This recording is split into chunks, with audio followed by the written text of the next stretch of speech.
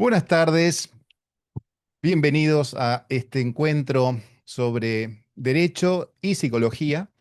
Mi nombre es Francisco Ferrer Arroyo y estoy ahí con la licenciada Cecilia Albamonte y en el marco del Colegio de Abogados de San Isidro hemos propuesto y lo aceptaron la difusión de un nuevo baremo para la medición del impacto del trauma. Em, el mundo jurídico, este tema es relevante porque cada vez nos vamos distanciando más de las decisiones basadas en lo que podríamos llamar la sana crítica o lo que antiguamente se podría llamar desde la ciencia la clínica. Y nos vamos acercando cada vez más a elementos objetivos, pruebas concretas y datos medibles. Lo primero en el mundo jurídico, lo segundo en el mundo científico.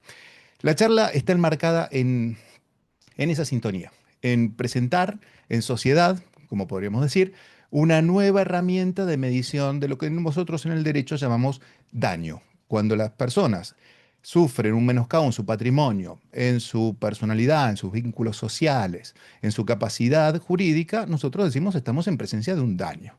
Ahora, ¿cuánto es ese daño? ¿Es mucho? ¿Es poco? Bueno, esa es una forma de medirlo. ¿Es un 10% de su capacidad? Esa es otra forma de medirlo. Es un poco más objetiva. Y los baremos, vamos a ver al principio de esta charla, tienen esa finalidad. Bueno, hecha esta presentación, agradezco nuevamente a todos de vuelta los que están aquí presentes, que se tomaron su tiempo para acompañarnos. La dinámica que hemos propuesto, a ver si les parece, si están de acuerdo, es nosotros expondremos los temas, está el chat habilitado para que hagan los comentarios a veces, porque a veces uno no tiene una pregunta, tiene un comentario para hacer y si quieren preguntas también. Y cuando terminamos de exponer, o a veces, tal vez, si la pregunta es muy pertinente para ese momento, la leeremos en ese momento y la responderemos. Y si no, si se nos pasa porque estamos muy ensimismados con algún tema, la respondemos hacia el final. Lo que yo voy a hacer es una pequeña introducción, porque lo importante es el plato fuerte que viene después. Yo soy como la banda telón. Ustedes, lo importante, viene en un ratito con Ceci, que va a contarnos que es este baremo. Ella fue una de las investigadoras que participó en su construcción y también ahora en su difusión. Bueno, muy bien. Em, Mi formación, porque algo tengo que decir, porque si no van a decir, ¿y este qué está diciendo acá de psicología si es solamente un abogado? Es verdad, soy abogado, pero después hice mi formación en sociología y en psicología cognitiva, una en Flaxo, la otra en la UBA. Y soy profesor de la materia de psicología jurídica en la Facultad de Derecho de la Universidad de Buenos Aires. No existía esa materia, así que tuve que escribir el libro después de haber estudiado, ¿no? Y proponerla fue aprobada y hoy es una materia que realmente acerca conocimientos de psicología a los futuros abogados. Psicología del testimonio, psicología en el campo de la persuasión, psicología del prejuicio, psicología vinculada a la violencia doméstica, psicología para entender a los asesinos seriales, psicología para entender los trastornos mentales y psicología para entender las pericias judiciales. Y en ese marco, mucho a ustedes no les voy a tener que decir porque la mayoría son o abogados o peritos que están en el marco forense, que trabajan con procesos judiciales, es decir, saben de lo que estamos hablando.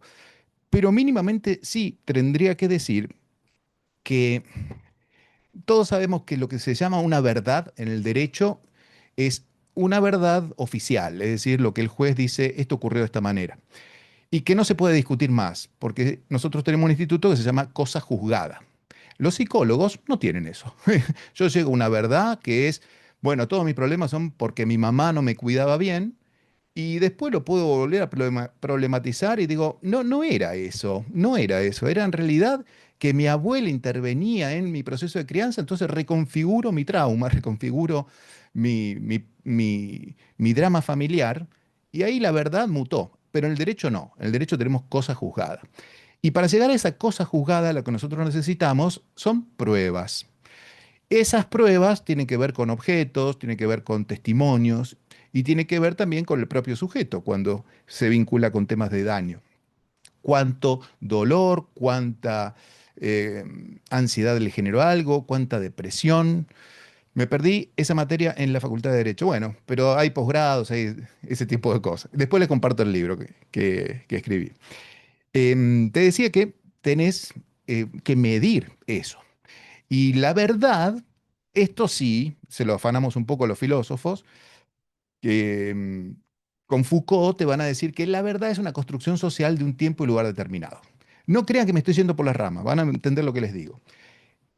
En, en la Edad Media, la verdad jurídica se encontraba haciéndote caminar por brasas ardientes. Y si vos no te quemabas los pies, era que Jesús, o que Dios, perdón, había intervenido y había dicho, es inocente. Si quieren por ahí, el ejemplo más cercano es Game of Thrones, ¿no? Con Tyrion Lannister, el ñomo, que lo juzgan, lo van a condenar y dice, pido mi derecho a juicio por armas. Y entonces su escudero representa a su señor y gana ese combate por armas y por lo tanto Lannister, Tyrion queda absuelto. ¿Por qué? Porque los dioses intervinieron y dijeron, es inocente. Bueno, entre eso y una pericia que determina que una persona es inimputable, está el mundo de la ciencia. Entonces, lo que hoy nosotros tenemos son datos científicos, más o menos científicos. Y acá, bueno, es cierto. ¿Por qué digo más o menos científicos? Porque la psicología es una disciplina científica que en lo personal yo me atiendo con un psicoanalista, seguidor de las ideas de Freud y de Lacan.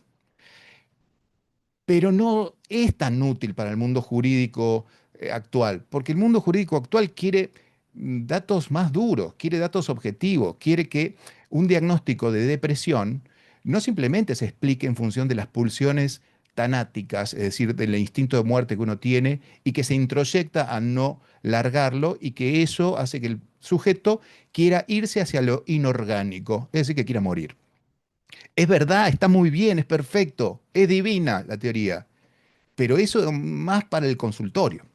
Para el campo del juez que tiene que tomar una decisión, si el trabajador dejó de ir a trabajar porque es un vago atorrante o porque está cursando una depresión, episodio mayor, es mejor y de hecho es más contrastable que yo le diga que la depresión episodio mayor es un trastorno mental que está comprendido en el Manual de Estadísticas de Trastornos Mentales llamado DSM, en su última versión, número 5, en el criterio número 353.1. Y ahí el juez va y mira y dice, depresión mayor, pérdida de sentido, falta de goce de lo que antes se disfrutaba, sensación de desgano generalizada, insomnio y ideas intrusivas catastróficas. Este último no es de la depresión, es de la ansiedad. Pero tiene un listadito. Eso sirve para el psicólogo, ¿no? Para los jueces. Y el manual te dice, si de estas 10, ¿no? características aparecen por lo menos 6, usted está frente a un cuadro de depresión. Los psicólogos lo odian, no todos, pero muchos, sobre todo los psicoanalistas, odian esto, porque encorseta a la gente, porque estigmatiza, porque clasifica como si fuéramos ganado. Y tienen en algún sentido un poco de razón, si querés. Pero también tienen razón los otros, los que te dicen, mira, yo necesito un diagnóstico concreto. Yo entiendo que si yo a alguien le digo, mira, vos sos un depresivo, ya le pongo el rótulo y lo estoy hundiendo con eso. Pero yo cuando estoy litigando necesito diferenciar la paja del trigo. Necesito que me digas con tu dictamen pericial qué trastorno mental es, cuánto tiempo va a durar el tratamiento, cuánto me va a costar cada sesión y cuál es, de acuerdo a tu criterio, el tratamiento más recomendable y que me diga si esto tiene cura o no.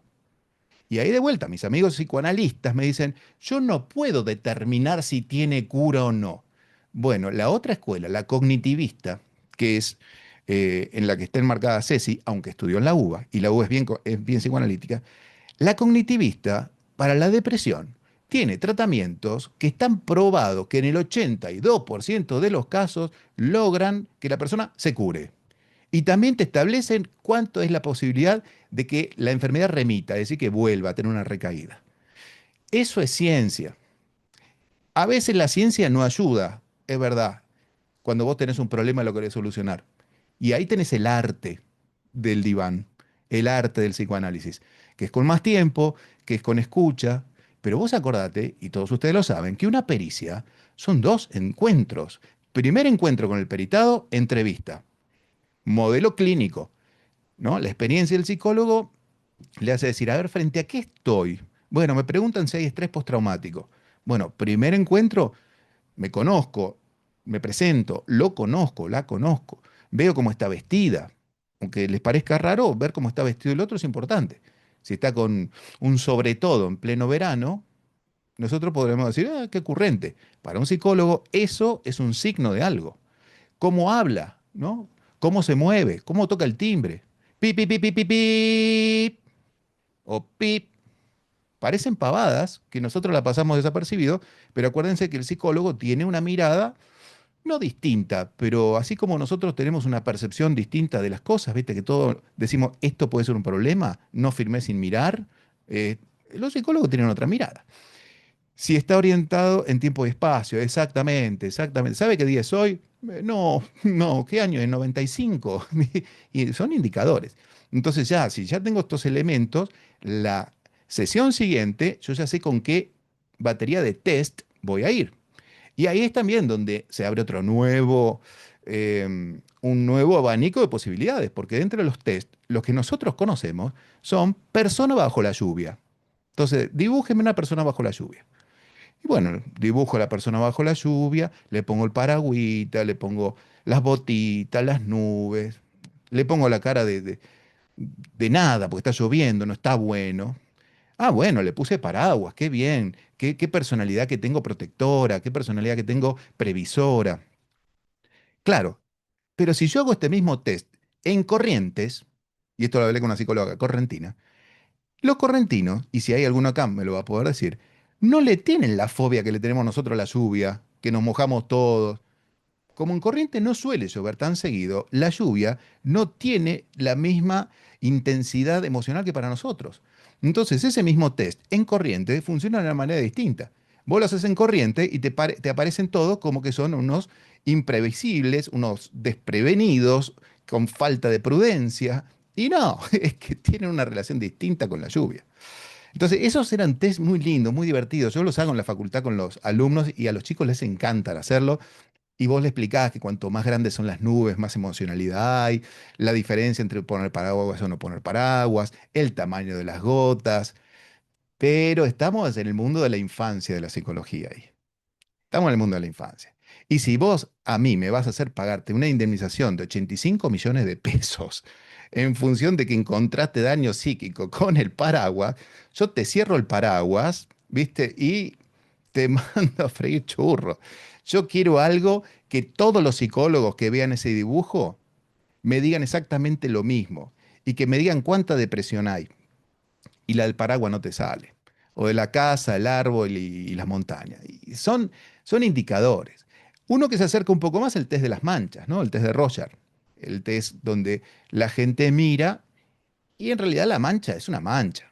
Y al loco no le preguntan, ¿qué es esto? Porque es loco pero no es tonto. Te van a decir una mancha de tinta. Entonces le preguntan, ¿qué podría ser? Entonces ahí el que está peritado nos va a decir qué podría ser para él. Y ahí nos va a contar proyectando sobre esa mancha su mundo psíquico. Va a proyectar sobre la mancha lo que él piensa del mundo, de la vida, de las relaciones humanas, de los peligros. Pone, está bueno, no está mal, ¿eh? No está nada mal. Y el test de Rorschach no lo toma cualquiera, tenés que tener primero la licenciatura en psicología más un posgrado de especialización en test de Rorschach. No puede ser cualquiera que interprete el test de Rorschach. Es el más validado dentro de los que llamaríamos test proyectivos. Pongo en una imagen, un paraguas, una nube, pongo una imagen, mi personalidad. Está muy validado y si ustedes lo ven en un juicio, no se rían porque realmente es uno de los más validados. Casi se acerca a un test psicométrico porque todos los que han estudiado Roger llegan más o menos a los mismos resultados. O sea, todos los que han investigado Roger y saben aplicarlo, encuentran una psicopatía, encuentran un problema de estrés postraumático, encuentran un borderline, encuentran cosas grandes, ¿no? Pero claro, como yo les decía recién, la psicología avanza y hoy tenemos unos test que, bueno, son, la verdad, fabulosos. Yo voy a confesarles que Ceci me hizo uno a mí del Big Five, se llama, ¿no? De las grandes 5 dimensiones de la personalidad. Nuestra personalidad tiene 5 dimensiones: cómo somos en relación con los demás, con nosotros mismos, con los proyectos. Em, y yo lo leía, no lo podía creer. Yo dije, después de esto no me hago tirar más las cartas. Después de esto voy a un psicólogo cognitivo, porque la verdad, no, nunca me hice tirar las cartas, pero la verdad es que una descripción, eh, bien, porque hay cosas, viste, de vos mismo que no te van a gustar, y hay otras que sí, te van a gustar. Pero incluso las que no te gustan decís, y tiene razón, es mi parte buena y mi parte mala. Como yo estoy cerca del mundo de la psicología, no me asusto de mis partes malas, porque reconozco que estamos compuestos de 2 elementos, ¿viste? Uno blanco y uno negro, y de esa mezcla sale todo lo que somos nosotros. Entonces reconozco mi sombra y reconozco también mi luz, y están ahí. Y entonces digo, esto, esto es ciencia, esto es ciencia, esto es una resonancia magnética, ¿viste? Y un test de proyectivo es más como una radiografía que ves, ¿viste? Si ves una fractura expuesta, una fractura la ves, obvio. Pero estos test son más resonancia magnética. Entran al hueso y te pueden decir qué pasa dentro del hueso. Entran al órgano que está comprometido y te pueden revisar cómo está la aorta. Y además son resonancia magnética en movimiento, ¿no? Porque pueden tomarse cada tanto y vas viendo la evolución en ese paciente. Entonces, eso es lo que hoy tenemos en el campo de la psicología cognitiva. Herramientas de medición muy precisas. Y ahora bien, si yo tengo eso, con esos niveles de cientificidad, y esos profesionales o esos científicos desarrollan baremos, la verdad es que hay que prestarle atención. Porque los primeros baremos que nosotros utilizamos tenían que ver con los de Castex y Silva, que eran las primeras formas objetivas de tratar de medir el daño psíquico. ¿Viste? Tratar de ponerle una ponderación en función de si la persona está con tratamiento, sin tratamiento farmacológico, ¿no? Si hay una dolencia que le afecta en sus relaciones vitales, o además también en sus vínculos sociales. Entonces, todo eso va a ir merituando si estoy frente a un daño psíquico, insisto que estamos hablando solamente del psíquico acá, leve, grave o moderado.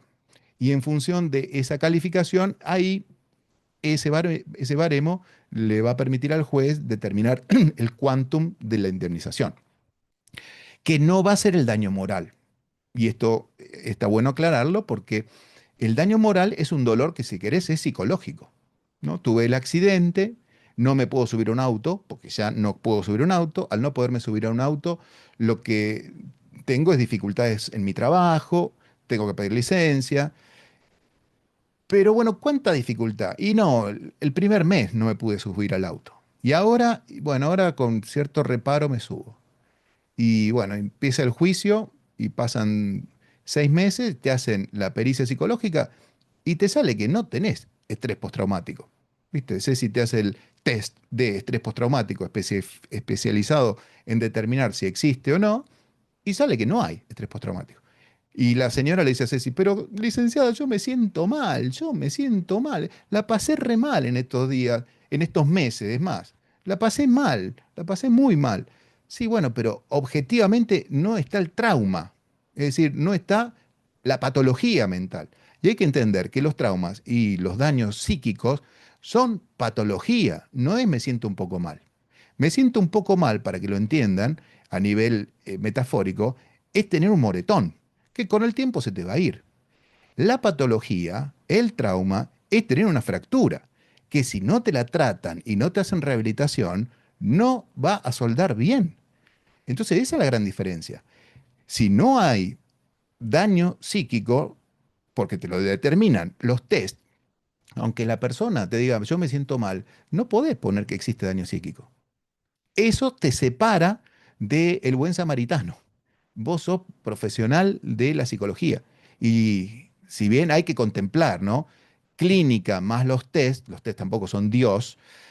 Si el test indica que, bueno, no existen signos de patología mental y la señora informa que en el pasado la pasó mal, que no le gustó tener que ir a hacer los trámites a la ART, que le generó fastidio, no poder ir a trabajar, eso está, como ustedes ya lo deben conocer, en el campo del malestar, las perturbaciones a la paz, a la vida pacífica, que conocemos como daño moral. Y ahí los psicólogos, psiquiatras y médicos no tienen nada que decir. Cuando se le pregunta informe si existe daño moral, ellos y ellas tienen que responder que eso excede las incumbencias profesionales. Porque, como ya sabemos, eso lo va a determinar desde su leal saber y entender el juez o la jueza que interviene en la causa. Comprende que sí, bueno, entiendo, la señora esta la pasó mal, se sintió incómoda, el golpe que se dio en la cara, el moretón hizo que la gente del edificio pensara que el marido le pegaba. Yo todo eso lo entiendo y es una perturbación a la tranquilidad, pero no es un daño psicológico. El daño psicológico, para que lo entiendan, y ya le damos paso a Ceci, no remite solo. Te podría decir que esa es la regla. No remite solo. Necesitas alguien o algo que te ayude a volver a cierto equilibrio anterior. Y digo cierto porque a veces no se vuelve nunca, nunca más. ¿Viste? Como el cuervo de Edgar Allan Poe. No se vuelve más ese equilibrio anterior que yo tenía.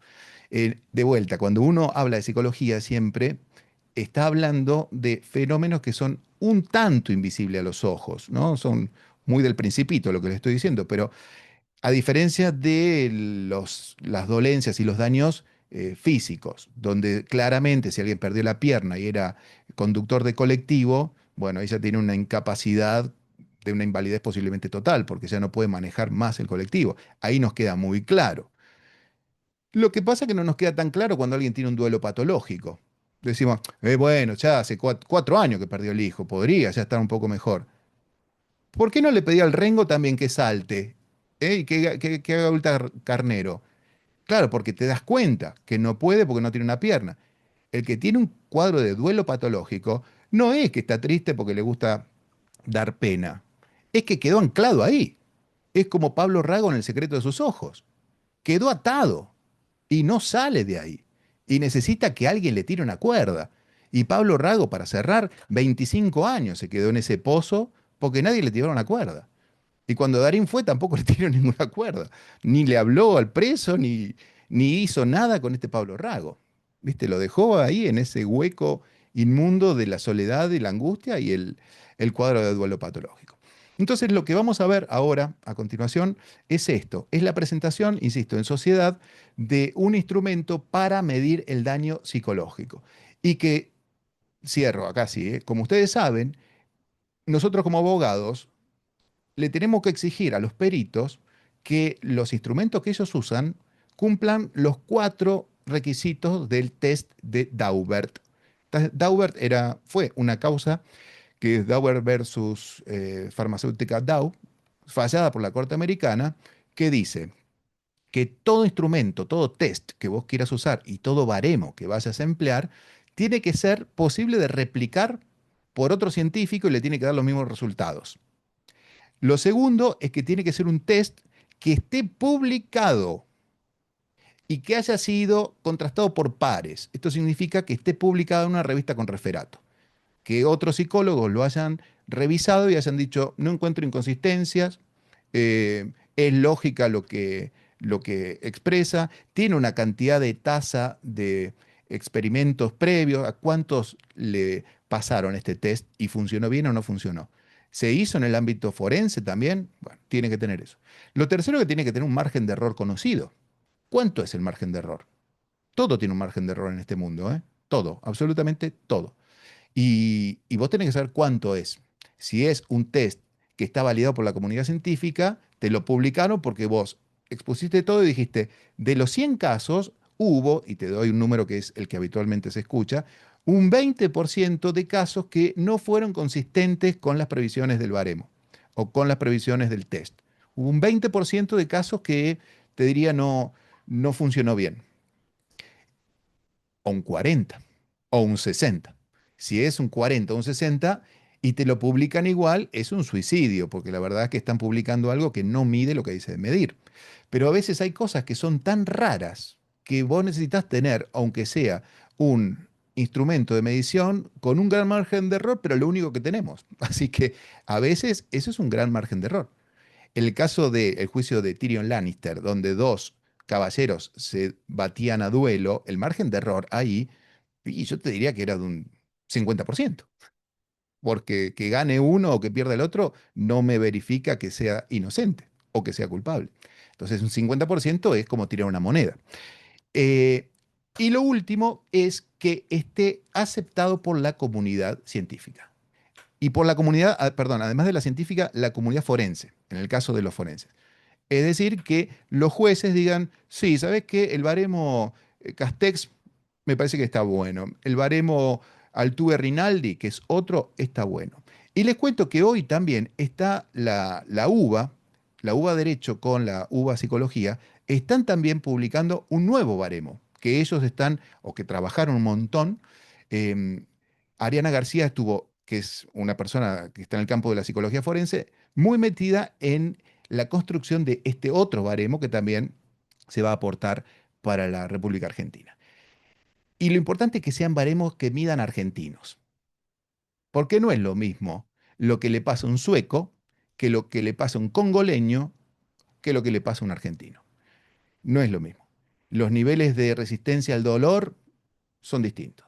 La idiosincrasia nuestra con respecto a lo que es el honor no es lo mismo que la de un japonés. No es lo mismo que la de un japonés. Un japonés puede entrar en depresión porque cometió un acto de corrupción.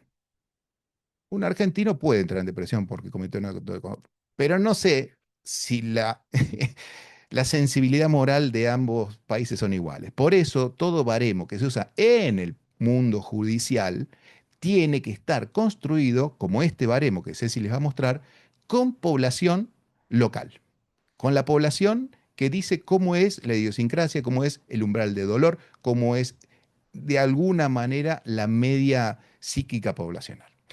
Bueno, dicho esto, yo pensaba pasar un PowerPoint, no pasé nada, mandé como si fuéramos viejos amigos charlando de cosas interesantes, pero bueno, fluyó bien. Y ahora sí, le vamos a dar paso a Ceci. Veo Daubert, acá muy bien, Cecilia Albamonte, que aclara eso. Rosana dice que para el test de Roger se necesita especialización, estoy de acuerdo, y para verificar el abuso infantil no lo hace un licenciado con especialización en abuso sexual infantil.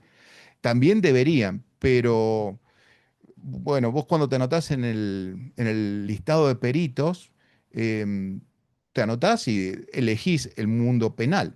Después, ojo, el hecho de que vos tengas una especialización en abuso sexual infantil va a fortalecer el lugar que asumas eventualmente como un perito de parte, porque a vos te van a cuestionar como perito, el abogado te va a interrogar. Y al interrogarte, te va a decir, ¿cuántos casos usted intervino?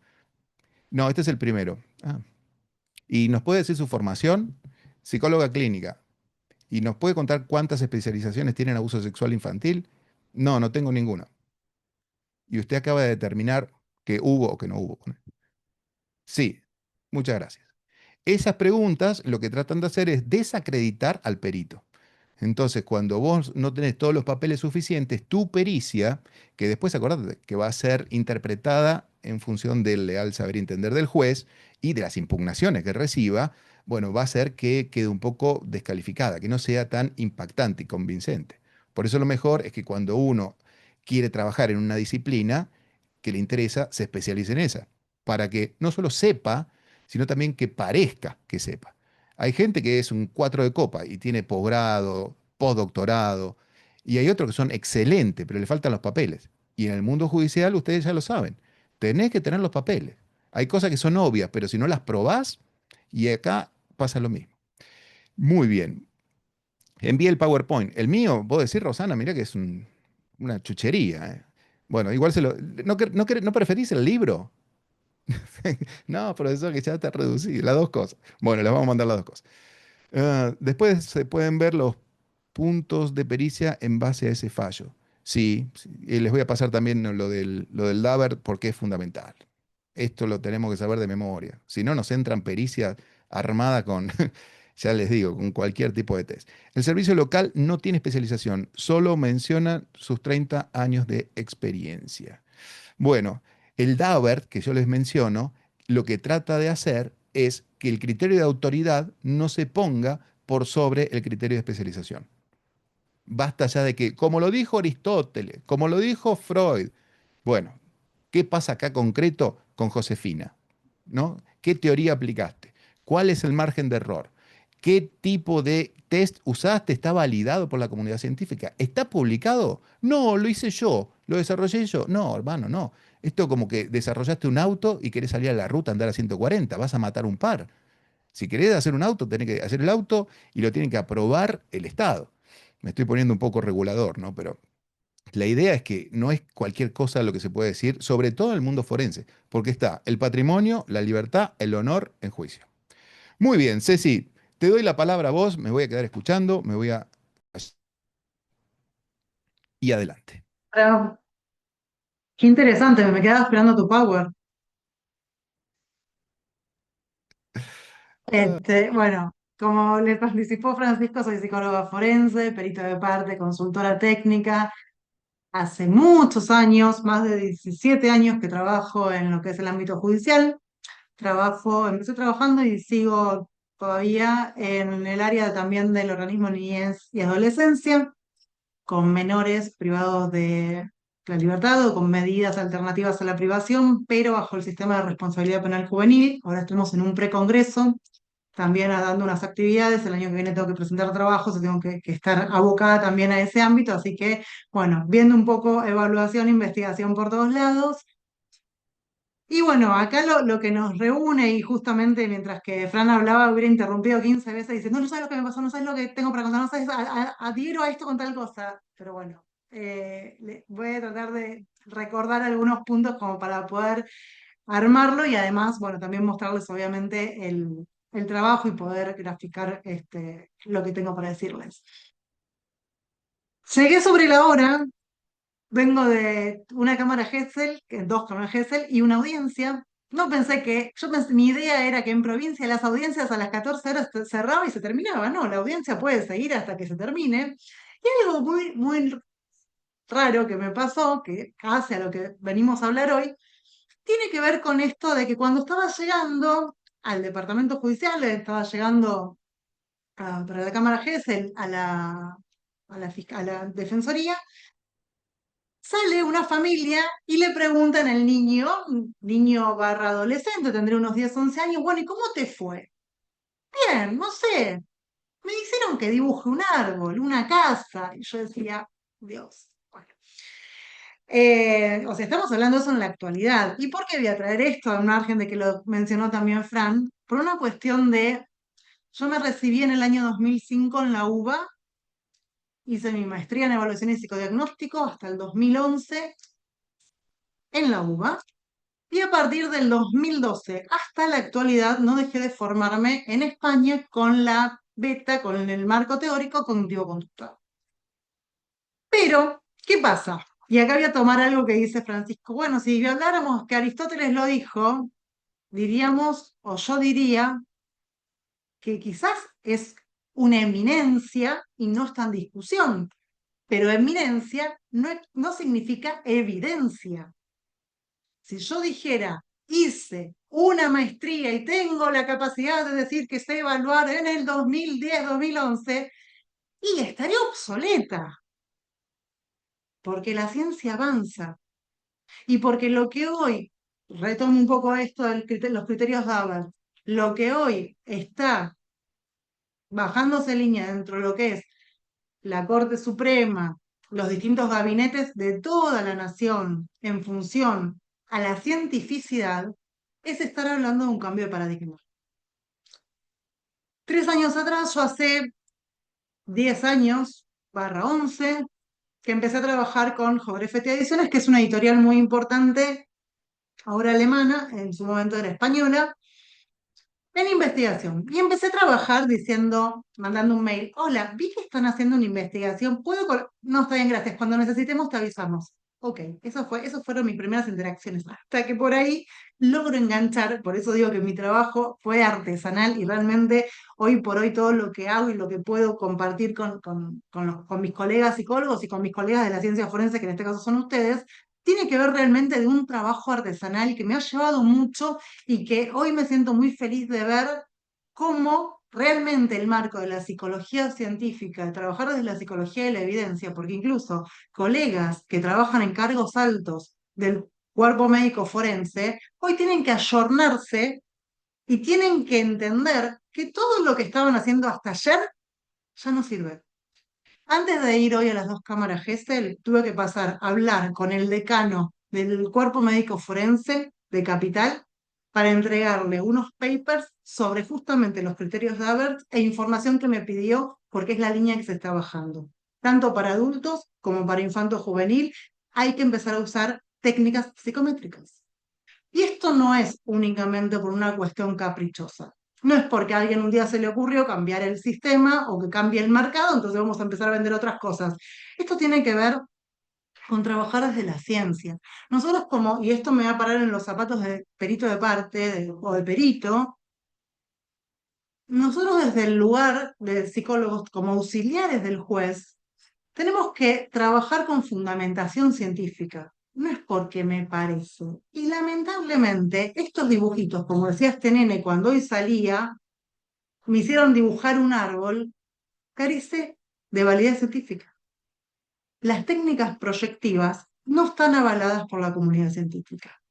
He aquí, vuelvo atrás, años más años, termino teniendo un vínculo de trabajo muy importante con Jogrefete Ediciones, que es la empresa con la cual hicimos esta investigación para tener los baremos argentinos del CIT, que ahora voy a contarles, les voy a mostrar un power.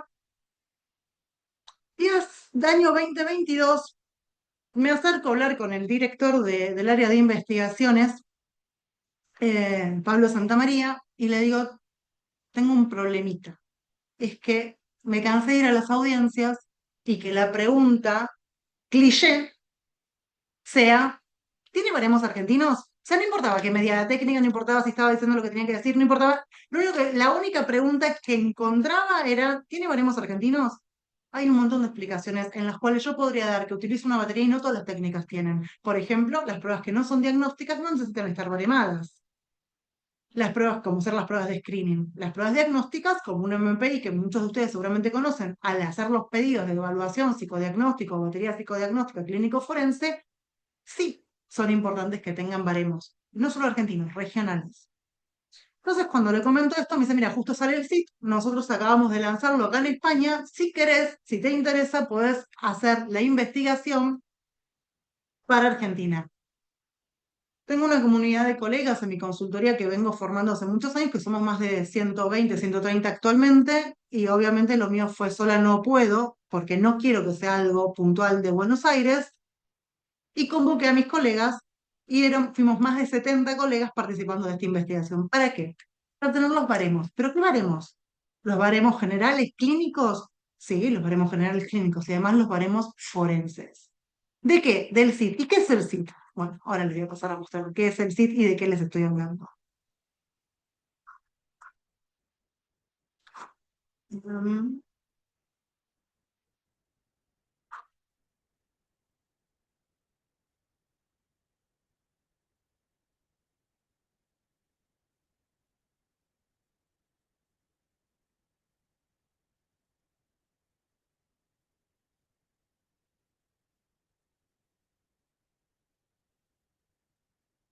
Porfa, y alguien me diga si ve en pantalla. Perfecto. Bueno, ¿por qué? Porque el CIT, esto que les contaba, ¿no? Voy, hablo con Pablo, le digo, nos pasa esto en Argentina. ¿Por qué el tema de que sean de distintas provincias? Esta investigación se llevó a cabo casi en las 24 provincias de la República Argentina. Porque no es lo mismo, y vuelvo a tomar palabras de Fran, no es lo mismo alguien que vive en Buenos Aires, ni siquiera alguien que vive en el conurbano, alguien que vive en Capital, mucho menos alguien que vive en Corrientes. Culturalmente es diferente. Entonces, nosotros necesitamos, para hablar de que tenemos baremos, hablar de muestras que sean significativas. Y a ver, ¿por qué les cuento esto? ¿Y qué son los baremos? Porque tanto baremos, se ha escuchado y se menciona, y bueno, que se hable acerca del baremo de Castex de asilo, que se hable acerca de el de Binario, que se hable acerca de los 1000 que puedan aparecer. ¿Pero qué es un baremo? Un baremo es lo que nos dice dónde está situado el sujeto que estamos evaluando. Es una forma de poder medir y poder ubicar a una persona que está padeciendo daño psíquico, por ejemplo, o trastorno de estrés postraumático, en lo que Mariano Castex da Silva, que ha sido Mariano Castex, un gran profesor, me ha formado muchos años, he trabajado hasta sus últimos tiempos con él, en lo que hace a decir si tenemos que dar incapacidad leve, moderada o grave. ¿Cómo nos damos cuenta? Otra cosa, cuando trabajamos en el ámbito judicial, trabajamos todo el tiempo con la simulación. Todo el tiempo estamos expuestos a que nos mientan, porque estamos justamente en un litigio en el cual la persona lo que va a querer es ganar, los letrados van a, si trabajamos en el campo civil, en el foro civil y laboral, van a estar las partes, que una parte reclama, quiere cobrar, la otra parte no quiere pagar, puede haber distintas figuras. Ahora, si trabajamos en el ámbito o en el foro penal, más complejo aún. Estamos hablando de víctimas como pueden ser víctimas de maltrato, víctimas de abuso sexual infantil, como hablaba una de las colegas con respecto a la especialización, sí deberían estar especializados. Es capítulo aparte para un gran tema, pero sí deberían estar especializados. Lamentablemente muchas veces no se requiere y no se pide como corresponde esa especialización. Existe una especialización que se llama experto en psicología del testimonio. Pero bueno, no, muy pocos colegas realmente cumplen con eso y sí que debería exigirse, no se podría llevar a cabo la Cámara GESEL. Por eso sí se espera un mínimo de responsabilidad, de ética profesional y de conocimiento de los protocolos al momento y de la entrevista al momento de poder llevar a cabo tanto la pericia psicológica en casos de abuso sexual infantil como en las cámaras GESEL. Ahora bien, volviendo un poco al tema del daño psíquico y el tema penal. ¿Qué pasa cuando tenemos que dar cuenta? Por ejemplo, el otro día me llamaron, yo trabajo, sí, trabajo de una forma de decir, me convocan mucho de los medios de comunicación. Ayer me convocaron por el caso justamente de Fabiola Ibáñez para dar cuenta acerca de si como perito, ¿qué podría decir en función a lo que ella dijo en el programa de Mirta Legrand y en función a todo lo que está pasando? Claramente, a ver. ¿Qué podría decir? Es cómo se llevó a cabo la pericia, qué pericia se hizo, cuándo se hizo la pericia, cuáles son los instrumentos que se utilizaron para evaluar y dar cuenta. Porque hasta que no se pueda, y esto también vamos a volver a la figura de la verdad, hasta que no se pueda demostrar científicamente, no podemos decir si es creíble o no creíble, mucho menos verdad. Nosotros los psicólogos no podemos hablar de verdad. La verdad es subjetiva a cada uno. Ahora, el único que puede bajar el martillo y decir que es verdad y fallar es el juez. Por eso necesita hacerse de las distintas pruebas. Bueno, esto que están viendo tiene que ver con lo que les hablé antes acerca de lo obsoleto, de qué pasa cuando justamente las técnicas ya pasaron y se sigue usando algo que ya hoy no tiene un rigor científico, o quizás nunca lo tuvo. ¿Cuál es el punto acá también? Y me ha tocado trabajar también en el caso de Julieta Prandi. ¿Cuál es el punto acá? Que no todo es trastorno de estrés postraumático. Y acá, dos cosas que son importantes como para poder comentarlas. Francisco mencionó la figura del sufrimiento, que hizo una leve distinción. Cuando nosotros como peritos o cuando ustedes como abogados solicitan puntos periciales, que se respondan determinados puntos periciales, hay puntos que hacen a lo que es el daño psíquico y hay puntos que hacen a lo que es el daño moral.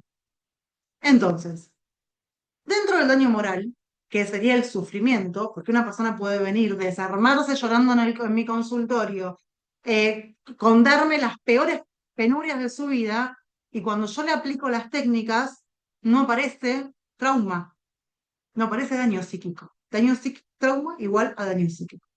No aparece trastorno de estrés postraumático, ni tampoco trastorno de estrés postraumático complejo. Entonces, ¿de qué estamos hablando? Y muchas veces me he peleado, porque obviamente cuando yo no doy incapacidad, cuando no determino, cuando no doy daño psíquico, me llega la impugnación, me llegan las observaciones. Claramente, ahí alguien está perdiendo, alguien necesita cobrar y una psicóloga se puso en una postura que no estaría dando daño. Como mis experiencias son muy completas, mis informes son muy completos, siempre tengo que hacer un copy-paste y llevar a que por favor se lea lo que ya dije en el informe o lo que dejé explicitado en mi informe. Pero lo que le comento al abogado es que lo tiene que trabajar desde el sufrimiento. Y el sufrimiento hace lo que es el daño moral, lo cual no nos corresponde a los psicólogos dar cuenta. ¿Y por qué sostengo que no hay daño psíquico? Porque evalué con las técnicas y entre ellas el SIT, que es de lo que estoy presentando y hablando hoy, demostrando que esa persona no puntúa para dar un daño psíquico. Puede tener sufrimiento, puede tener ansiedad elevada, puede tener trastorno mixto y él puede tener depresión, no lo hace depresivo. Y esto también es importante que lo tengamos en cuenta. Nosotros no podemos comprar carteles de diagnósticos, ni podemos pedir, ni se puede, ni se debería pedir que se diagnostique. Una persona no es lo que está padeciendo, padece un trastorno. En este momento, nosotros piensen que cuando se hace una evaluación, la evaluación es en el aquí y ahora. En ese momento, esa persona tiene depresión. En ese momento, esa persona tiene, e incluso trastorno límite de la personalidad. No es trastorno límite de la personalidad. No soy border, no soy trastorno límite, no soy depresivo. Tengo, que es distinto. Y eso es importante. ¿Por qué? Porque después se va a pedir qué pasa con el, si vamos a dar tratamiento, qué pasa con el tratamiento. Porque si una persona es, ¿para qué va a hacer un tratamiento? ¿No? Y ahí todas son situaciones que se van desprendiendo. ¿Qué pasa cuando nosotros hablamos de esto que yo les decía? Bueno, pero si no es trastorno de estrés postraumático, ¿qué otra cosa? ¿Qué es lo que puede pasar? La sintomatología, ¿qué es lo que puede aparecer? Justamente el trastorno de estrés postraumático tiene comorbilidades que lo va a llevar a ser complejo o trauma y daño psíquico. ¿Cuáles son las comorbilidades? Esto que estamos mencionando. La depresión, ansiedad, abuso de sustancias, autolesiones, dolor. Hay personas que tienen, no sé si alguna vez escucharon, yo estoy hablando temprano con una psicóloga especialista en dolor crónico que me contactó por redes para preguntarme justamente por un tema de trauma y me comentaba que le estaba interesada e inquieta por esta cuestión de que él atiende pacientes con dolores crónicos y el dolor crónico es una comorbilidad al trastorno de estrés postraumático. Es más, Fran es una colega, creo que hizo algo en Favaloro, algo con Favaloro hace, porque está de las ramas bien de lo cognitivo. Entonces esto, ¿no? O sea, cuando empezamos a hablar el mismo idioma, empezamos a buscarnos, porque lo que buscamos es respuesta científica. Porque ella, sacando un poquitito y yéndome un minuto a esto de la clínica, ¿no? Ella a un paciente necesita darle una respuesta y poder evaluarlo si realmente su dolor crónico puede tener que ver, no sé, con una fibromialgia o tiene que ver con una alteración, con una comorbilidad al trastorno de estrés postraumático por algo por un trauma o el impacto del trauma que pudo haber tenido en alguna situación. Por eso es la importancia de saber que no todo termina en un estrés postraumático. Entonces, ¿qué es lo que pasa justamente con muchas personas, ¿no? Que no lo pueden tampoco poner en palabras o decir? Por ejemplo, lo hemos escuchado con el caso de Julieta Prandi, que lo dijo por todos los medios de comunicación. Ella lo dice, pero en realidad de la estadística lo muestra así. Las víctimas tardan mucho en poder hablar, pero hasta que hablan, no es que no les pasa nada.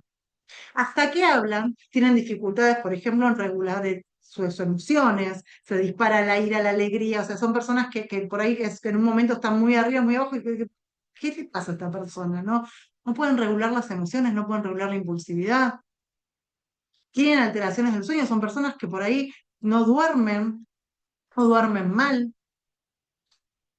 Entonces, todo esto, obviamente, problemas que víctimas de maltrato y abuso tienen muchos problemas en su esfera sexual. Todo esto, ¿cómo hacemos para saberlo en una pericia? Que como dijo Francisco, en el mejor de los casos son dos encuentros. porque en los juzgados muchas veces tampoco hay tiempo, muchas veces son para allá. Entonces, en una hora, un perito oficial tiene que llegar a dar un dictamen. Una hora. Y yo tengo que entender y poder sacar toda esta información. ¿Cómo hago? ¿Cómo hago para poder dar cuenta si esta persona realmente le está pasando todo esto, si no es con herramientas específicas? Para que ustedes se den una idea, cuando hablo de comorbilidades tiene que ver con esto, ¿no? Lo del centro sería todo lo que serían indicadores según el DSM-5-TR, que es el último, sobre el trastorno de estrés postraumático, y todo lo que rodea tendría que ver con, podría ser abuso de drogas, dolor crónico, alcohol, ansiedad, depresión, que hace al trauma, que hace al daño psíquico. Otro tema que es importante que lo tengamos en cuenta. La realidad es que la bibliografía que hay hasta acá es bastante escueta sobre esto. ¿Por qué? Así como por un lado lo pondero y agradezco mucho la formación que me ha dado Mariano Castex y agradezco mucho que también en su último tiempo se ha reivindicado en función a que ha hablado que los psicólogos no podíamos dar cuenta del daño psíquico, porque nosotros éramos en su momento, para él éramos los psicólogos textistas, era el psiquiatra el único que autorizado, y eso lo cambia en su última edición, en el último libro que él saca, esto lo hace público, más allá de que lo ha dicho. Eh, lo que es más que importante tener en cuenta acá es que vamos a trabajar con un baremo. Entonces nosotros, si no hacemos una buena evaluación, ¿dónde vamos a ubicarlo? ¿Dónde vamos a ubicar este trauma, este padecimiento, este trastorno de estrés postraumático? ¿Cómo sabemos si es leve, moderado? O sea, porque hasta acá parecería que todo es a ojo de buen cubero, ¿no? O sea, más o menos me parece que si los dibujos son así, ¿verdad? Y bueno, será leve, bueno, qué sé yo, capaz que dejó de trabajar. Bueno, sí, debe ser leve. O moderado. Ay, le pongo un 20 por las dudas, no, no, sí, por las dudas. O sea, porque realmente, o sea, si no hay algo científico, termina siendo así. Termina, si no hay algo fundamentado, si no hay algo que realmente dé cuenta, termina siendo así. Y vuelvo al tema de la bibliografía. Dentro de lo que es la psicología, no lo del derecho, de la psicología forense, todo lo que podemos encontrar hasta acá dice, incluso siguiendo la línea de Castex, que nosotros no podemos dar cuenta del daño psíquico. Y a ver, es real en parte. ¿Por qué? Porque no hay una legislación para el daño psíquico como figura, como entidad que se vaya a resarcir a la persona. Está dentro de lo que hace al daño y daño moral. Pero eso no quiere decir que no haya instrumentos y que nosotros como psicólogos no podamos decir si esa persona realmente tiene un trauma, tiene un daño psíquico, tiene un trastorno de estrés postraumático complejo, tiene un trastorno de estrés postraumático o no tiene nada y está simulando. Otra de las cosas que he encontrado en la bibliografía, y les digo esto porque estoy escribiendo un libro y me he leído toda bibliografía cuando he encontrado, la he consumido. Otra de las cosas que dicen, que la simulación tampoco es detectable y existen justamente herramientas para poder dar cuenta de la simulación. Más allá de que ahora un poco, dentro de unos minutos les voy a mostrar que dentro del mismo perfil se llama perfil de resultados a lo que nos arroja un test de una persona, ese mismo perfil ya nos está diciendo si esa persona puede estar simulando o no, o si prestó atención o no. Entonces, esto, un poco lo que hablábamos antes, nada más que citando a autores como Echeburúa. Echeburúa escribió mucho acerca de abuso sexual infantil, es un español que tiene mucha bibliografía acerca del daño psíquico y trauma en maltrato y abuso sexual infantil también. Habla mucho acerca de la pedofilia, del pederasta. Y no, y esto vuelvo al buen uso de las herramientas que tenemos que hacer los psicólogos. ¿Qué es el trauma? Bueno, justamente hay distintas situaciones en la vida que estadísticamente están comprobadas que le impactan al ser humano de una determinada manera, que si esa situación se prolonga en el tiempo, y el tiempo tiene que ser no menor a 2 años y tiene que haber afectado distintas áreas, genera lo que se llama el trauma en la persona.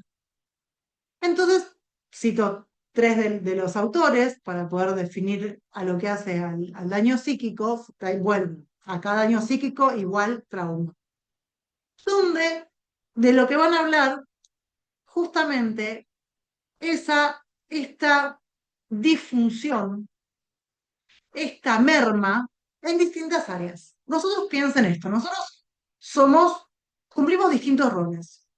Somos personas que durante nuestra vida y durante el mismo día o la semana estamos activos en distintas áreas. Podemos ser padres, madres, hijos, amigos, estudiantes, docentes, profesionales. Cumplimos distintos roles. No necesariamente que esté afectada un área va a implicar que se afecte la otra. Yo puedo tener una merma en mi esfera afectiva, puedo tener un problema en la esfera de pareja, en la esfera sexual, y eso no afecta a lo laboral. En lo laboral puedo estar brillante. Puedo tener limitada mi capacidad de goce familiar, pero no social. Entonces, hay que ver dentro de las distintas áreas, dentro de las distintas esferas, cuál de las esferas fue afectado. ¿Cómo hacemos? Vuelvo. Muchas veces una pericia que viene, bueno, que ya que no hay tiempo porque justamente cómo se llevan a cabo con los tiempos judiciales y bla, bla, bla, en un encuentro. ¿Cómo se hace? ¿Cómo hacemos para rastrear todo esto? Otra de las cosas que son importantes tener en cuenta, la concausalidad. ¿Y qué es esto de concausalidad? Que para que nosotros podamos dar cuenta de que existe el daño, el evento, o sea, la sintomatología que presenta la persona, tiene que estar íntimamente relacionada con la situación. Por ejemplo, tenemos que peritar a una persona por un accidente de autos. Entonces viene daños y perjuicios, viene la persona y nos cuenta que se siente mal, que no duerme, que tiene problemas, que no está bien, que no tiene ganas de salir, que tiene mucho miedo, que sale a la calle, que ve los colectivos y que más o menos se larga a llorar, que no puede consumir, que siente que no puede continuar, que para llegar al trabajo se tiene que tomar 3 colectivos, que eso es sumamente complicado porque está con esta situación de sufrimiento. Bien, eh, al momento de completar lo que es el cuestionario de situaciones del impacto del trauma, esa persona responde dentro de las opciones que tiene, que hay distintas opciones que puede mencionar sobre situaciones esperables que a una persona en la vida le hayan podido pasar a impactar, y por otro lado tiene que en 2 renglones poner cuál es la situación que le genera el malestar. Pone la muerte de la abuela.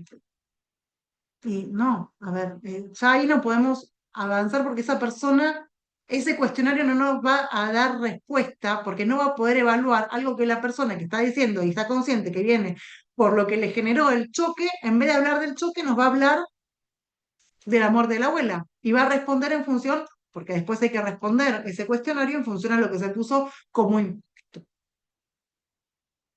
Entonces, todo esto tenemos que poder saber llevar una entrevista, poder a ver, el otro día lo hablaba con Pablo y le decía, frente a situaciones que me pasaron también a mí, que hablo con colegas, le pasan a colegas, me dicen, sí, sí, sí, pero bueno, Pablo es uno de los autores del FIT. Digo, Pablo, ¿qué pasa con esto? Me dice, es que justamente en la entrevista lo que hay que mencionarle a la persona es que sobre lo que tiene que responder es sobre la situación que lo trae a la pericia.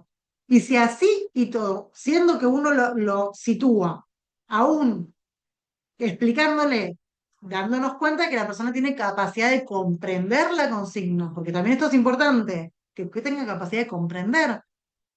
No lo hace, bueno, claramente ahí ya no hay más nada que hablar, o sea, no estamos hablando de otra situación que ya no es concausal.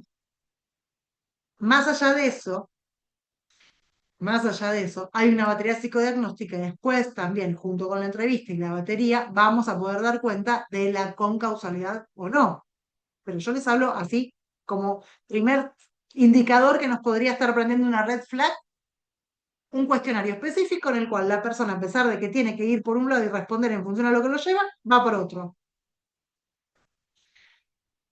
como dijo Francisco, el DSM-5, no es que odiamos el DSM-5, a ver, bueno, está bien que yo me paro en cognitivo-conductual, ¿no? Pero no es que el psicólogo no quiera el DSM-5. El punto del DSM-5 es que es una de las herramientas más importantes para que todos podamos hablar el mismo idioma. ¿Por qué? Porque si nosotros mencionamos que tal persona padece trastorno mixto, ansiedad y depresión, según el código tal del DSM, en nuestro informe, va a ir el abogado, el fiscal, defensor, juez, otro psicólogo, y todos vamos a leer lo mismo. Vamos a ir al DCM, vamos a decir, ah, sí, cumple estos indicadores, cumple los criterios, listo. Entonces es real, esta persona está padeciendo este trastorno en este momento. Se usa el DSM-5 Terry y se usa el CIE-11, que es el último. En Argentina se usa mucho más el DSM-5. Pero eso no significa que vamos a etiquetar personas y que la persona va a ir por la vida con su etiqueta diciendo yo soy, como les explicaba antes. Esto es parte de un poco de lo que les venía hablando. ¿Qué pasa con los síntomas de trastorno de estrés postraumático? ¿Qué nos puede presentar una persona con respecto a distintas áreas? A ver, no todo el mundo lo manifiesta de la misma forma. Algo que estudia también este cuestionario, que no se estudiaba antes, tiene que ver con la disociación. La disociación es esto que decía Julieta Prandi, lo tomo de caso ilustrativo porque justamente trajo un montón de cosas ella en su relato que hacen a lo que es el daño psíquico. Yo, yo estaba, pero no estaba. O sea, mi cuerpo estaba, mi cabeza estaba en otro lado. Se disociaba. Hasta el CID no había instrumento que evalúe disociación. La disociación es una de las sintomatologías más características de las víctimas de abuso y maltrato. Se disocia. Sí, estoy de cuerpo presente, pero mi cabeza no está acá. Necesito sobrevivir a esto. La forma de sobrevivir es no estando mentalmente.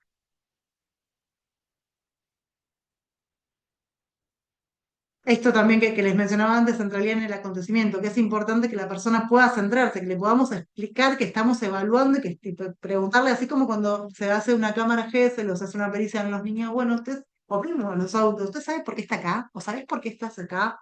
Bueno, ¿qué significa esa pregunta? Centrar en el acontecimiento al otro, ponerlo en el aquí y ahora, o sea, ¿por qué estás? ¿Cuál es la necesidad de que vos estés acá en este momento?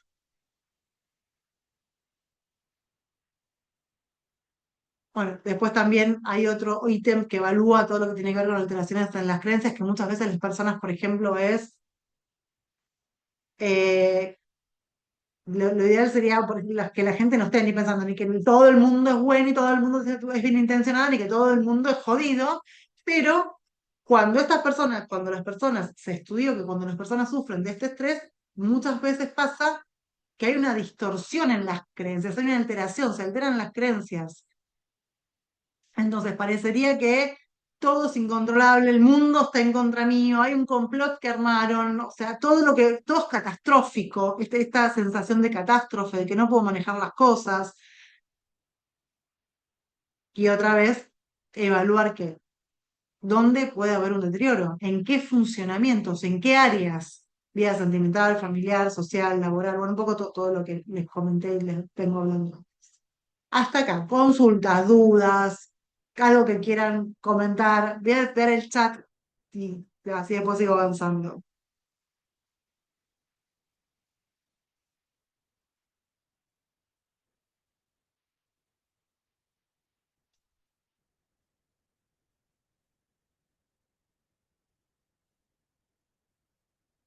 La bibliografía sobre pedofilia de uno de los autores que escribe mucho sobre pedofilia es Echeurúa. Les escribo acá. Echeurúa Enrique. Es español, un hombre grande, maravilloso. Eh,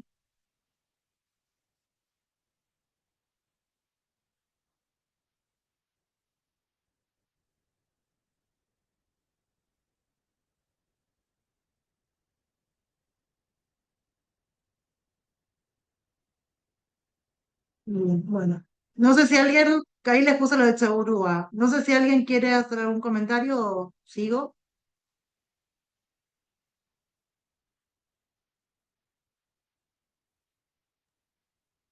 Ahí María de los Ángeles quiere hablar. No sé si se puede habilitar el micrófono de María de los Ángeles. Y para que se la vea.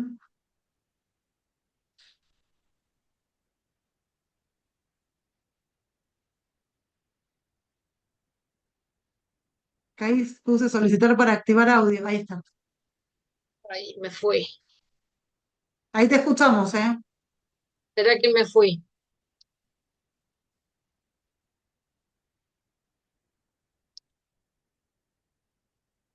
Ahí estoy.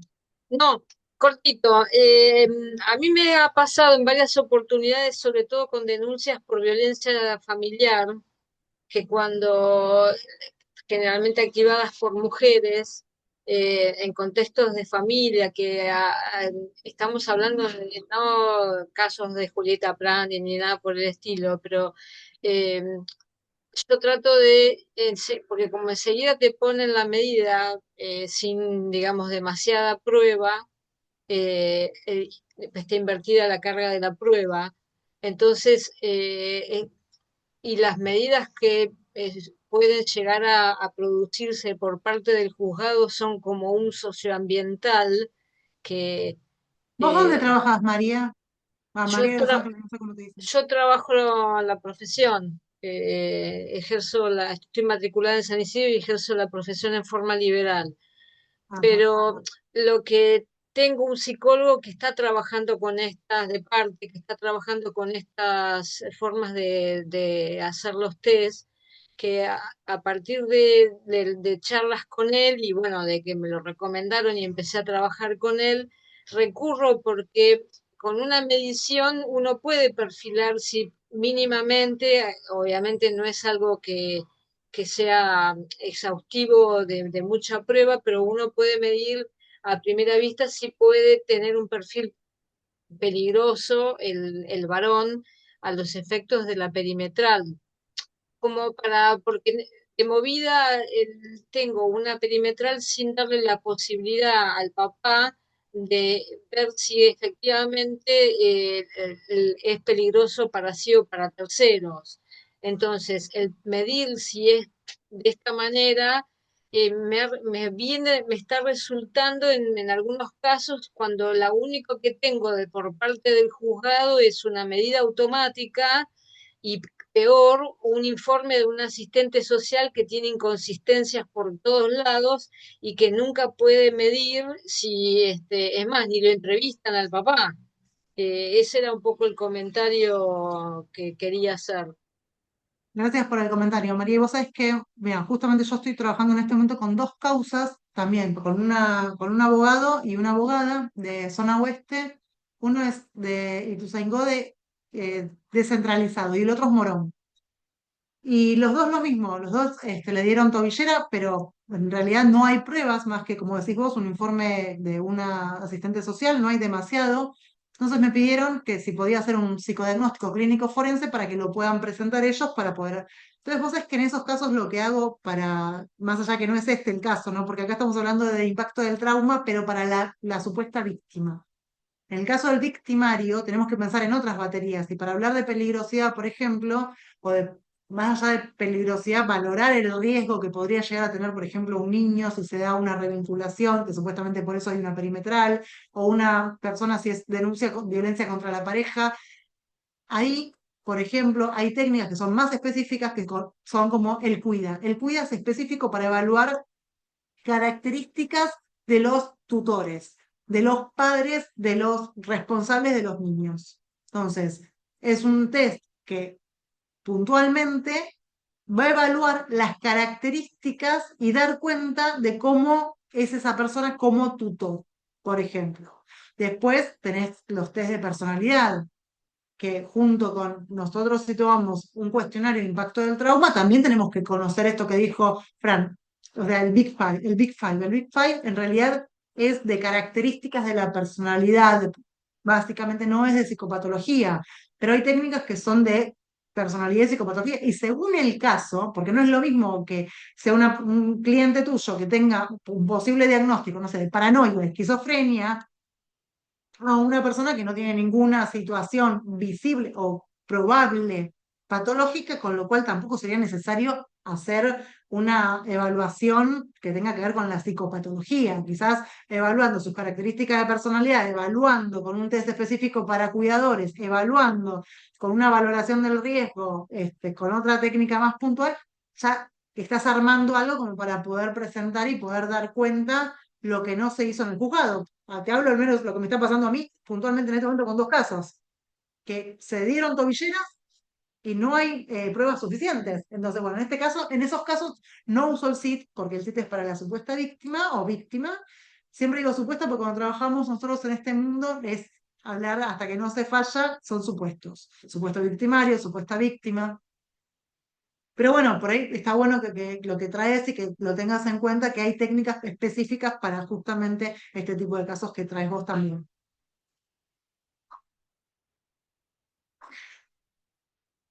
Bueno, no sé si quisiste decir algo más, pero estás muteada, María.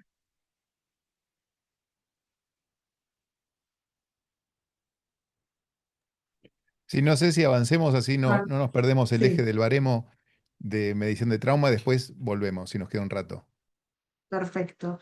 Bueno, entonces, en esta parte lo que yo les voy a querer mostrar, lo que voy a querer es ejemplificar.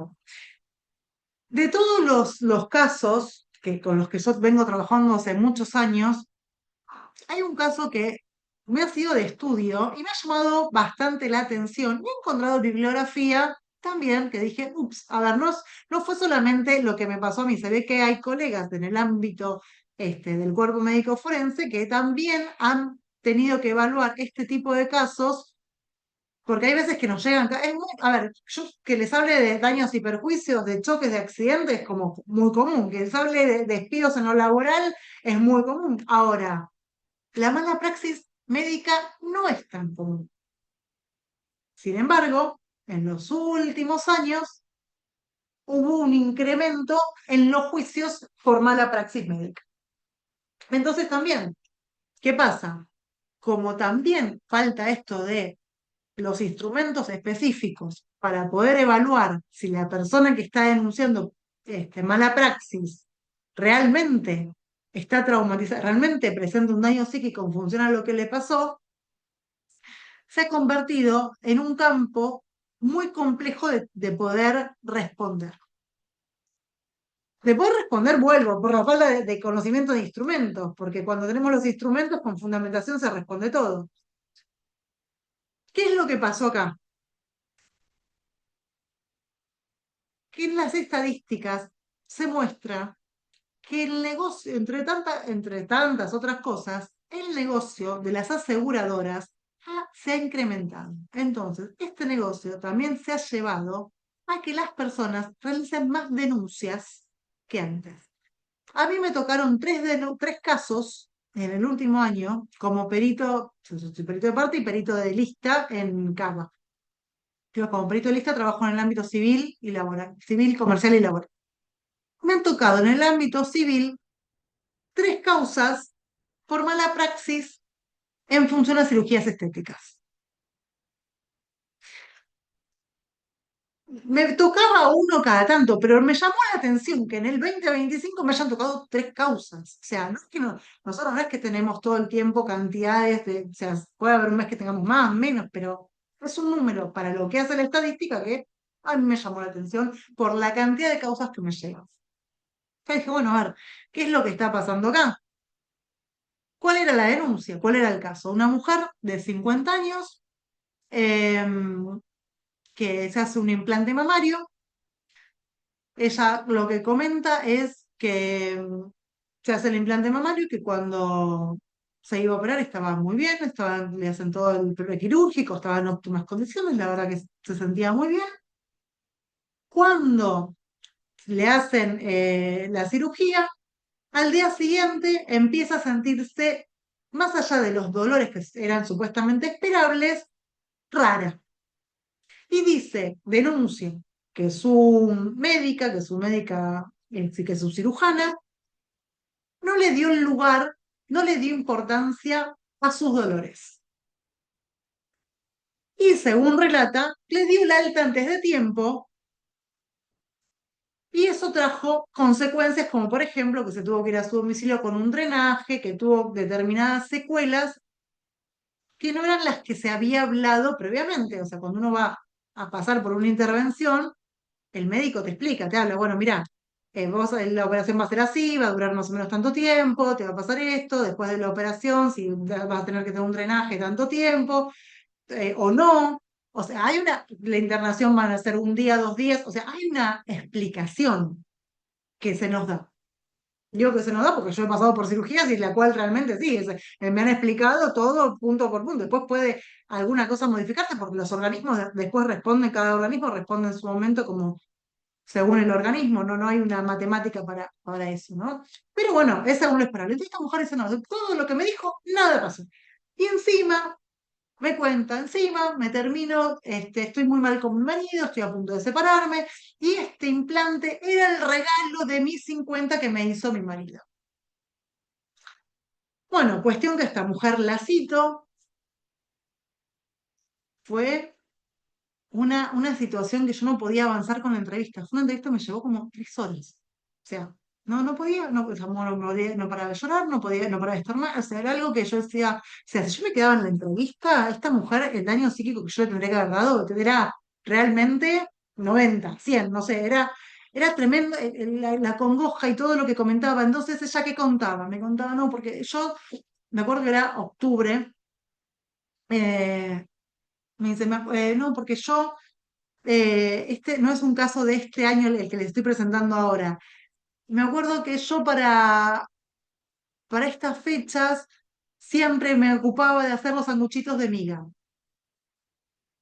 pero para la familia, para la fiesta. No, empezaba a hacerlos, empezaba a comprar porque yo tenía un emprendimiento en el cual hacía sanguchitos de miga para la época de las fiestas, de no sé, las despedidas, todo lo que viene en esta época del año. Entonces ella era su emprendimiento. Entonces, ¿qué pasaba? ¿Qué me contaba?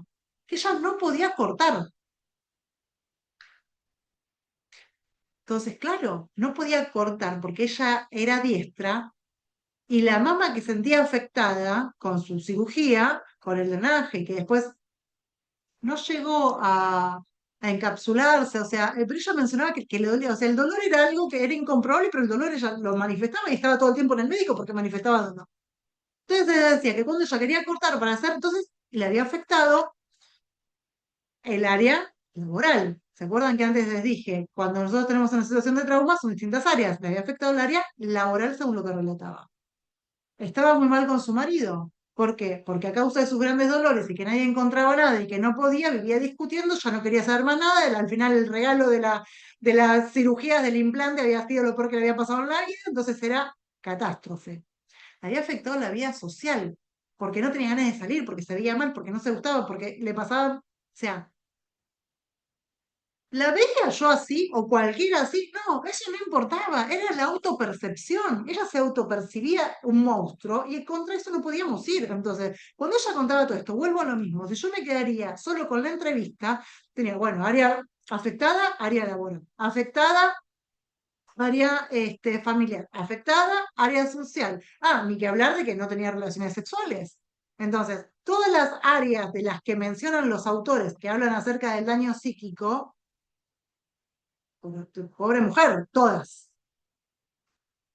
Bueno, después de esa entrevista, obviamente tuve que citarla otro día para las técnicas y le iba a tomar mínimo 3, porque acá yo no sabía si teníamos un cuadro de psicopatología, o sea que ya no podía tomar solamente características de personalidad, tenía que ver qué pasaba con la psicopatología de esta mujer, a su vez con las características. ¿Por qué? Y acá es algo importante que ustedes vean.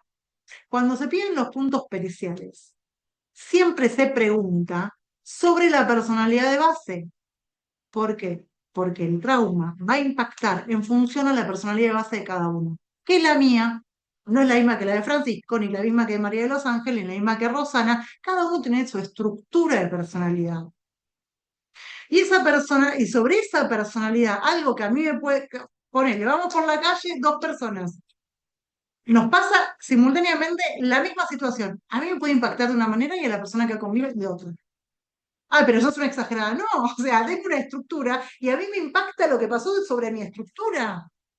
Y a vos te va a impactar o no sobre sobre tu estructura. Por eso es importante también tener en cuenta cuál es la personalidad de base, que no es lo mismo que psicopatología. Ahora, en este caso, como yo tenía esta situación donde no entendía qué pasaba con esta mujer, necesitaba explorar psicopatología. Y cuando nosotros hicimos la investigación del CIT, se llevó a cabo con tres técnicas. El MMPI-2 para la personalidad, el CIT, que es el cuestionario de impacto del trauma, y el SIMS, porque como les conté al principio, en el campo judicial nosotros trabajamos todo el tiempo con la posible simulación. Bueno, vamos a ver qué pasa con la simulación. Yo tomaba el test de simulación como diciendo, bueno, a ver, lo tomo, pero o sea, me parece que hasta es desubicado de mi parte tomarlo esto. No obstante, como una batería tiene que ser completa, dije, bueno, vamos a tomarlo como dice el rito, según manda el rito, decía Castés. Entonces, ese es el caso que les cuento. Voy a dejar de compartir porque tengo que pasar a otra pantalla que tengo directamente para mostrarle los resultados del perfil y que ustedes vean lo que es un perfil de resultados.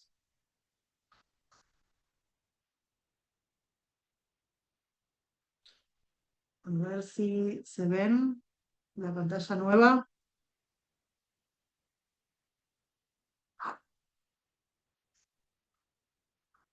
¿Se ve?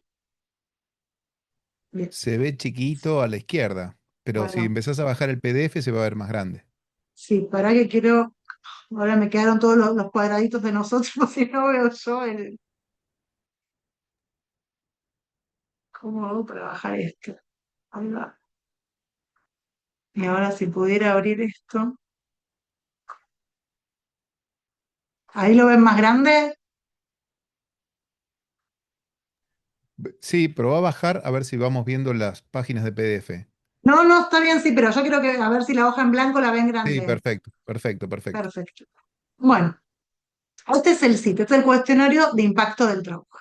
Entonces, como yo les decía antes, la persona, cuando responde, se tiene que centrar en el problema. La centralidad del problema es uno de los puntos esenciales.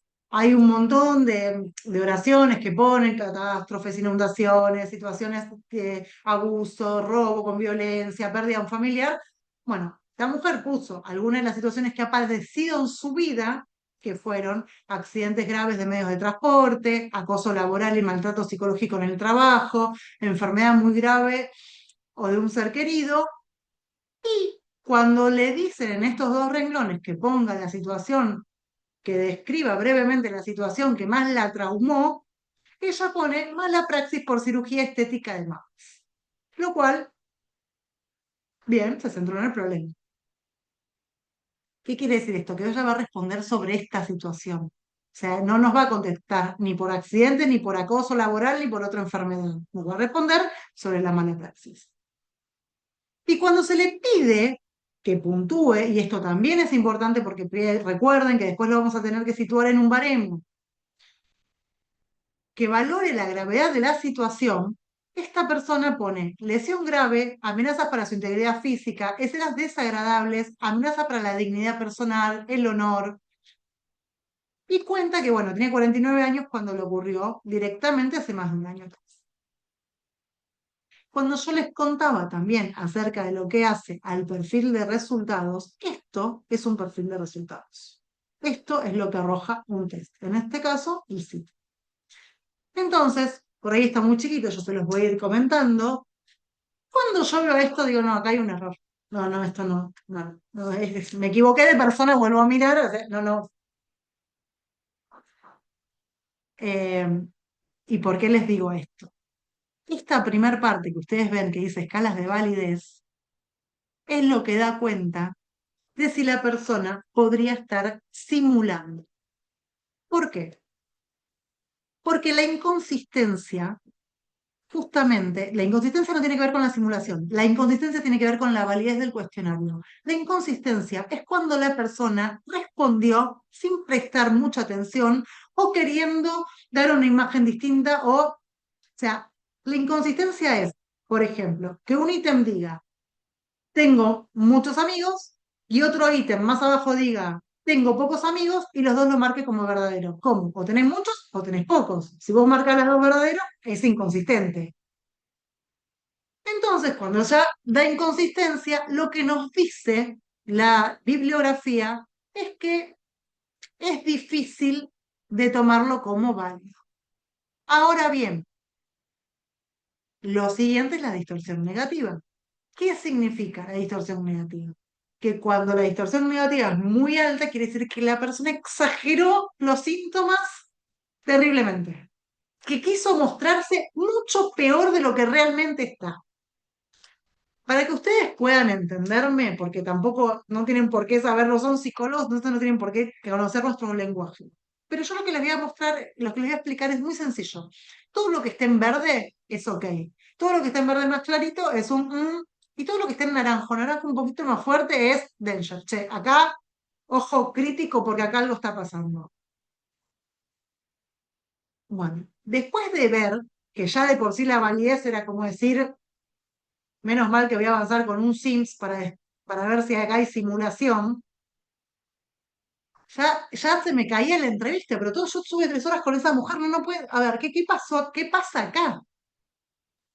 Entonces, después cuando seguimos viendo el perfil, lo que vemos es que todo lo que hace al estrés postraumático, y está todo totalmente por escala, al estrés postraumático total, y de ahí para abajo, todo puntúa altísimo, como si tuviera un estrés postraumático total, un daño psíquico, un trauma, una situación terrible, todo. A ver, el estrés postraumático total da todo lo que ven, como le digo, en color más clarito, da altísimo. La disociación, que es lo que les contaba cuando desconecta la cabeza del cuerpo, que es una de lo que más evalúa esta técnica también, altísimo.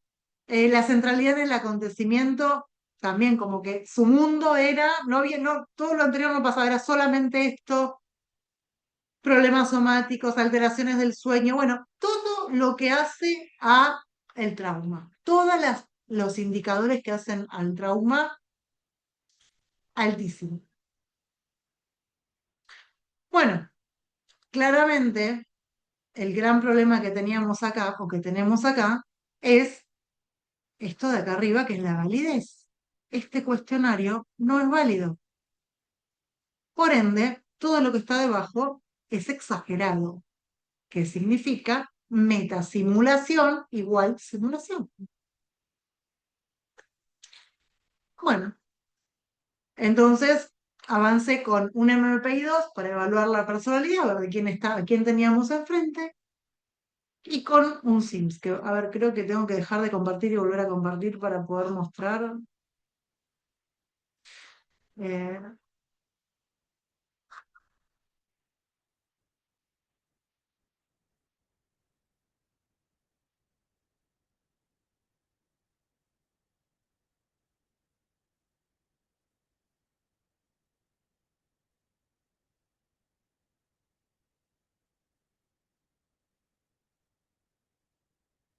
este es el MMPI-2. El MMPI-2 lo que va a evaluar es la estructura de personalidad y psicopatología. Bueno, acá las escalas de validez estamos bien, está dentro de lo verde, para que ustedes lo entiendan, nos estamos ok.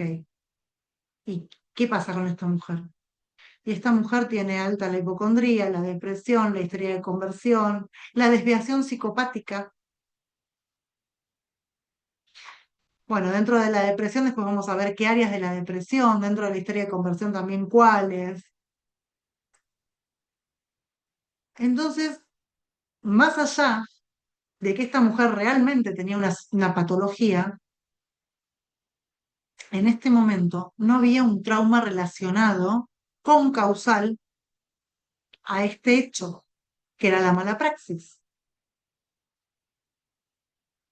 Entonces, ideación suicida altísima. Entonces era bueno, a ver, bueno, tiene psicopatología, no tiene trauma. Bueno, a ver, entonces, ¿qué pasa con el SIMS? El SIMS es una técnica que evalúa, descarta simulación, pero simulación de síntomas. Recuerden que yo le tomo esto, para ver su sintomatología. Entonces acá también armamos un perfil, bueno, a ver qué pasa con esta mujer.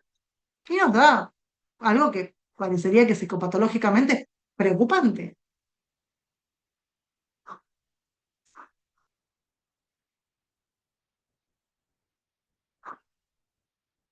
Y voy al Sims. Y para nuestra sorpresa, cuando le tomo el Sims, me encuentro con que lo verde, que es sin sospecha de simulación, solamente tiene trastornos anamnésicos y que en realidad era una mujer con una alta simulación en sintomatología. Claramente esta mujer no tenía nada. ¿Qué nos dice el comentario? La puntuación total del SIMS resulta superior a la recomendada como punto de corte para determinar la existencia de sospecha de simulación. El individuo contesta con frecuencia a ítems referidos a síntomas atípicos en pacientes con trastornos psicopatológicos o neurocognitivos genuinos, lo que hace sospechar que pueda estar simulando. O sea que todo lo que vi antes y les dije, pero entonces la psicopatología de esta mujer algo le pasa, parece que no. Parece que estaba muy armada para un juicio. Colegas, esto es para contarles, para explicarles, para mostrarles cuál debería ser la tarea de los peritos al momento de ilustrar al abogado, porque a ver, a mí me pasa que yo con los abogados hoy me junté con un abogado y le mostraba, le digo, mira, me mandaste este caso, te muestro con quién estamos, no sé qué vas a hacer, pero nos tenemos que juntar los tres, esta persona está al horno, no, lo siguiente. O sea, esta persona va a declarar y se vuelve. Y cuando tengo que responder los puntos periciales, por eso les decía que mis informes son amplios y realmente son informes contundentes y bien fundamentados. Entonces, últimamente no me impugnan tanto, pero no dejan de hacerlo, porque cuando no doy daño psíquico siempre aparece la impugnación. Lo llevo con un copy-paste a que por favor lean el por qué di o no di, el por qué expliqué y cuál es la puntuación. Y algo que también planteo y enseño es que estos perfiles de resultados se presentan junto con los informes. Los protocolos, que serían las hojas de respuestas, no deben presentarse porque es resguardo de datos, pero el perfil tiene que poder verlo cualquier otro. ¿Por qué? Porque es respuesta a los criterios de ABERT. Porque si yo presento el perfil, puede venir otro psicólogo, ver el perfil y hacer su meta-análisis, su meta-pericia. Si yo no presento, es trabajar a ciegas, que trabaja con un informe que Cecilia escribió. ¿Y en qué se fundamentó Cecilia? Bueno, hasta acá lo que les quería presentar y de acá en más escucho consultas, dudas. Bueno, muchísimas gracias, sí. Yo no sé, yo estoy seguro, no es que no sé, estoy seguro que tienen la misma impresión que yo.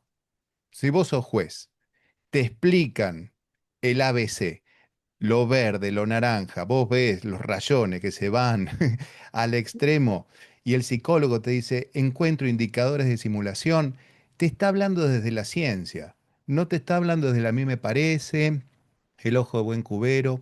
Eso es lo que yo les decía hoy temprano, que la transparencia del método científico permite que cualquiera pueda verlo y encima como estos test son bastante amigables por lo que acabamos de presenciar, además de verlo uno lo puede entender. Entonces, me parecía importante esto de empezar a hacer ciencia tipo Adrián Paenza, ¿viste? Ciencia que ladra no muerde, ciencia aplicable, ciencia que se entienda. Y estos test, la verdad es que son realmente muy accesibles. No los podemos hacer nosotros. Yo les pasé ahí el manual del baremo este, yo lo leí, me pareció interesantísimo, pero como abogado, yo entenderlo me sirve para después preguntarle a Ceci o pedirle a la psicóloga que ustedes conozcan, che, ¿se podrá medir tal cosa? Díganme, no les voy a decir, pero estaría bueno, ¿cuántos se acaban de enterar que existe un test para medir simulación y que si lo miran, tiene la naricita de Pinocho? La caja del test viene con muñequitos de Pinocho. Pero yo te puedo asegurar que yo siempre le pregunto a los colegas, no están muy seguros. Saben que los psicólogos pueden medir simulación, pero no saben que hay un test que te tira así No la nariz claramente. solamente. Ahí está. Te tira todo, te tira los datos duros, te dice, te separa la paja del trigo. Y esto es bueno para todos, no solamente para el que ha sido demandado, sino también para el que tal vez está confundido y que su problema no es un estrés postraumático. Su problema tiene que ver con otra sintomatología y no es el mundo judicial lo que va a resolver tu problema. Y también tiene que ver con que cuando yo tengo dudas si algo pasó o no pasó, y bueno, está bien que alguien desde la ciencia me diga, miren, esto no tengo elementos para confirmar qué pasó. Porque de hecho, a veces nos confundimos nosotros mismos. Y en esa confusión, está bien que desde la ciencia te digan, quédate tranquilo, que esto que vos crees que ocurrió de esta manera, no ocurrió de esta manera. Y eso a veces libera, ¿no? Y ayuda a que uno vaya por el carril que debe ir, que a veces, ya te digo, no es la justicia, sino que son tratamientos, terapias, reconocimiento de los propios problemas. Entonces yo celebro que desde el Colegio de Abogados, justamente de San Isidro, den esta oportunidad y también, Ceci, te tengo que felicitar porque estamos hablando de ciencia y vos también la bajás mucho al sentido común, a contarnos cómo funciona, a exponernos cómo es tu trabajo clínico. ¿Viste? Fueron 3 test que tomó en esta oportunidad. Uno para ver si existía el trauma, después el tipo de personalidad y después para chequear si había simulación. Y finalmente terminó, bueno, exponiendo las conclusiones. Y que, como nos dijo, al abogado que estaba representando a esta señora, seguramente no le va a gustar esto. Pero ¿dónde le puede pegar a Ceci? ¿Dónde le puede impugnar este informe?